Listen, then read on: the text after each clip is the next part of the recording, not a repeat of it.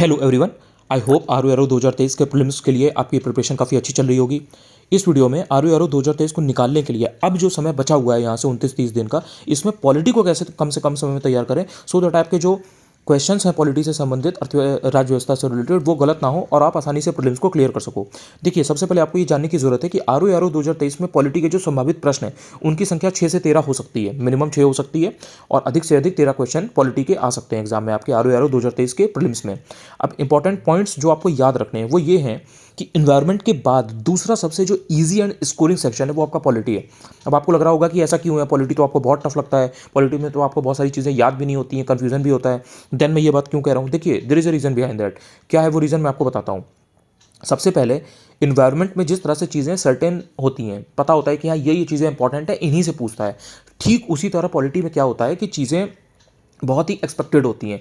आप अगर पेपर उठा करके देखोगे, जो कि आपने ऑलरेडी बहुत बार एनालाइज किया हुआ है, क्योंकि मैंने आपको चिल्ला चिल्ला करके करवाया है कि प्लीज़ बहन कर लो, प्लीज़ भाई कर लो। आपने 4-4, 5-5, 6-6, 8-8 बार एनालाइज कर रखा है पेपर को। तो आई होप जितने भी लोग मेरे साथ जुड़े हुए थे उनको तो कोई प्रॉब्लम नहीं है, वो इस चीज़ की वैल्यू जानते हैं कि पीवाईक्यू में किस तरह के क्वेश्चंस पॉलिटी या बाकी सब्जेक्ट से आते हैं। जिनको नहीं पता है वो ऑब्वियसली उस चीज़ को लेकर के डाउट में रहेंगे। तो अब होता क्या है कि पॉलिटी में जो चीज़ें आती हैं, जैसे फंडामेंटल राइट से पूछा जा रहा है, फंडामेंटल ड्यूटी से पूछा जा रहा है, आपसे प्रीएम्बल से पूछा जा रहा है, जो कॉन्स्टिट्यूशन से रिलेटेड जो बेसिक फैक्ट थे कि वो कब बना था, क्या बना था, कैसे बना था, कितने मेंबर्स थे, कितनी उसमें फीमेल मेंबर्स थी, यानी कि जो वुमेन मेंबर्स हैं वो कितने थे, कहाँ कहाँ से उसका जो रिप्रेजेंटेशन था उसमें लोगों का था, यही सारी चीज़ें पूछता चला आया है। पंचायती राज के ऊपर क्वेश्चन आ रहे हैं, कॉन्स्टिट्यूशनल अमेंडमेंट के ऊपर 3-3 क्वेश्चन पूछ लिए जा रहे हैं। तो इस तरीके की जब चीज़ें आती हैं, आपने देखा होगा पंचायती राज की जो कमिटीज़ हैं, जैसे वो Balwant Rai Mehta committee, Ashok Mehta committee, L M. Singhvi committee, इनके ऊपर हमेशा क्वेश्चंस आते हैं। लोकसभा राज्यसभा के ऊपर हमेशा क्वेश्चन आ रहा है, प्रेसिडेंट के ऊपर हमेशा क्वेश्चन आ रहा है, आर्टिकल से रिलेटेड क्वेश्चन हमेशा आ रहे हैं। तो जब क्वेश्चन सर्टेन सेट होता है, जब पता होता है कि ये चीज़ें इंपॉर्टेंट है और उन्हीं से रिपीटेडली आयोग पूछता है, तो वो जो सब्जेक्ट है पर्टिकुलरली वो एक ईजी हो जाता है। और अगर आपने वो चीज़ पहले से, जब आपको पता है कि भाई प्रियम्बल पूछता है, कॉन्स्टिट्यूशनल अमेंडमेंट पूछता है, तो अगर आप मेन कॉन्स्टिट्यूशनल अमेंडमेंट पढ़ के जा रहे हो तो फिर नंबर फेच करोगे ना वहाँ पर, इसलिए ये स्कोरिंग भी हो जाता है। इसलिए इन्वायरमेंट के बाद में आपको ध्यान रखना है कि पॉलिटी के क्वेश्चन आपके गलत नहीं होने चाहिए, ये बहुत ही ज़रूरी है। तीसरी चीज़ ये है कि पीवाईक्यू के एग्जैक्ट आंसर आपको याद होना चाहिए। अगर पीवाईक्यू में आपसे बार बार पूछा गया है कि आर्टिकल 48 में क्या है बताइए, आर्टिकल 51 में क्या है बताइए, आर्टिकल 40 में क्या है बताइए, यूनिफॉर्म सिविल कोड किस में है बताइए, जैसे अभी करंट में चल रहा है कि यूनिफॉर्म सिविल कोड सबसे पहले अपनाने वाला राज्य कौन सा है, तो उसी का स्टैटिक आपसे पूछ सकता है कि यूनिफॉर्म सिविल कोड की बात किस आर्टिकल में की गई है। तो आपको पता होना चाहिए article 324, article 315, article 312, article 249, article 253, article 267 यानी कि आकस्मिक निधि, कंटिजेंसी फंड, ये सारी चीज़ें ऐसी हैं जो रिपीटेडली आयोग ने पूछी और वो पूछता चला आ रहा है।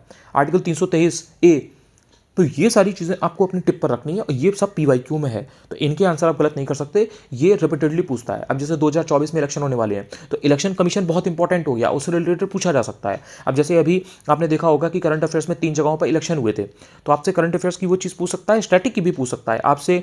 बेसिकली राजस्थान में जैसे इलेक्शन हुआ, इसके साथ में आपका छत्तीसगढ़ में इलेक्शन हुआ, इसके अलावा एक जगह पे कहाँ पे इलेक्शन हुआ, मध्य प्रदेश में इलेक्शन हुआ, तो वहाँ पर कितनी क्या किसकी सीट है, वहाँ विधानसभा है, ठीक है, विधान परिषद है कि नहीं है, वहाँ पर कितने मेंबर्स हैं, वहाँ पर SC ST का रिजर्वेशन कितना है, क्या है, कितना कौन वहाँ पर जीता, कुछ भी पूछा जा सकता है। हो सकता है कि वहाँ पर जो वहाँ की जो विधानसभा है उसका आपसे अध्यक्ष पूछ ले कि कौन निर्वाचन, किसका निर्वाचन हुआ था, हो सकता है कि गवर्नर पूछ ले।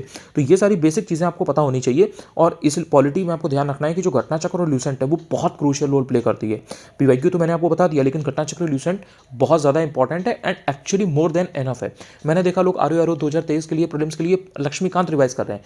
अगर आपने लक्ष्मीकांत को पहले 2-3 बार 4 बार पढ़ रखा है तो ठीक है, वरना इस टाइम पर इस तरीके की किसी बुक को पढ़ने का कोई बहुत ज़्यादा फायदा नहीं है। क्यों? क्योंकि इसमें बहुत ही बेसिक चीज़ें आती हैं। उतना अगर आप किसी नॉर्मल किताब से भी कर लेते हो, लाइक घटना चक्र या ल्यूसेंट, तो आपका काम बन जाएगा। इसके बाद में आपको ध्यान देना है कि आपको रिपीटेड टॉपिक्स बिल्कुल भी गलत नहीं करने हैं, जो मैंने अभी आपसे ऊपर आपके साथ डिस्कस किए हैं। पॉलिटी में थोड़ा सा फैक्चुअल होता है, इसमें कोई दो राय नहीं है, कोई डाउट नहीं होना चाहिए। जैसे आर्टिकल्स वगैरह हो गए, कॉन्स्टिट्यूशनल अमेंडमेंट हो गए, कुछ प्रेसिडेंट से रिलेटेड चीज़ें हो गई या सुप्रीम कोर्ट से रिलेटेड चीज़ें हो गई, उनमें थोड़ा सा फैक्चुअल होता है तो कन्फ्यूजन क्रिएट होता है। जैसे आपसे आर्टिकल 123 और 143 के बारे में अगर पूछा जाए, प्रेसिडेंट और सुप्रीम कोर्ट, तो इनमें थोड़ा सा कन्फ्यूजन होता है कि कौन किसको एडवाइस करेगा, कौन किससे राय लेगा, तो इनमें आपको थोड़ा सा रिलेट करके पढ़ना पड़ता है। पॉलिटी बात के लिए बिल्कुल ना रखें। क्योंकि आपको ध्यान रखना है कि जो सब्जेक्ट ऐसे हैं कि ईजी हैं और स्कोरिंग है, जैसे इन्वायरमेंट हो गया, पॉलिटी हो गया या यूपी स्पेशल हो गया, इनको बाद के लिए रखने की कोई ज़रूरत नहीं होती है। इनमें अगर आपने पहले से अच्छे से पढ़ रखा है तो बाद में आप बाकी चीज़ें रिवाइज कर सकते हो, एंड ये आपको कॉन्फिडेंस देते हैं कि अरे पॉलिटी मेरा तैयार है, मेरे को इसमें ध्यान नहीं देना, इन्वायरमेंट मेरी अच्छी है, इन्वायरमेंट में कहीं से भी कुछ भी पूछ ले I will be able to solve maximum question. तो इस तरीके का कॉन्फिडेंस आपको तभी आएगा जब आपने पहले से उसको कर रखा है। बाद के 15 दिन या एक हफ्ते या एक जो 2-3 दिन का 48 आवर्स का समय होता है आपके एग्जाम के पहले का, उसमें पॉलिटी वॉलिटी को नहीं रखना चाहिए। इसमें 80 से 90% क्वेश्चन तक ईजिली आप सही कर सकते हो। अगर मान लीजिए कि 10 क्वेश्चन आ रहे हैं तो 10 में से 8 क्वेश्चन आप कंफर्टेबली सही कर सकते हो अगर आपने थोड़ा बहुत भी स्मार्टली पढ़ना सीखा हुआ है। आई होप इस वीडियो से आपको काफ़ी हेल्प मिलेगी एंड पॉलिटी पर आप प्रॉपर ध्यान दोगे। जिन भी लोगों ने पॉलिटी को ठीक ठाक तैयार कर लिया मुझे कॉमेंट में ज़रूर बताएं। अच्छा लगता है, पता लगता है कि आप लोग कहाँ पर हो, कितना प्रोग्रेस आपने कर ली है, जो चीज़ें मैंने आपको सिखाई हैं, समझाई हैं, जिनको आप इंप्लीमेंट करने की कोशिश कर रहे थे, लगातार एग्जीक्यूट कर रहे थे, तो उसमें आप कितने तगड़े हो गए हो, कितना आपने अच्छी तरह से अपने पैरों को जमा लिया है प्रिपरेशन में, ये आपको बताना चाहिए। Thank you so much. अगर आप चाहो तो टेलीग्राम पर भी ज्वाइन कर सकते हो, अनुज चतुर्वेदी यूपीपीएससी, वहाँ पर मैं बहुत सारे नोट्स एंड ऑल काफ़ी चीज़ें डालता रहता हूँ फ्री ऑफ कॉस्ट। ऑल्सो अगर आप पहली बार मेरा ये वीडियो देख रहे हो यूट्यूब पर, आप चाहो तो चैनल को सब्सक्राइब कर सकते हो एंड डेफिनेटली आप शेयर भी कर सकते हो अगर आपको लगता है कि हाँ ये वीडियो अच्छा था एंड बाकी किसी की हेल्प कर सकता है। Thank you so much.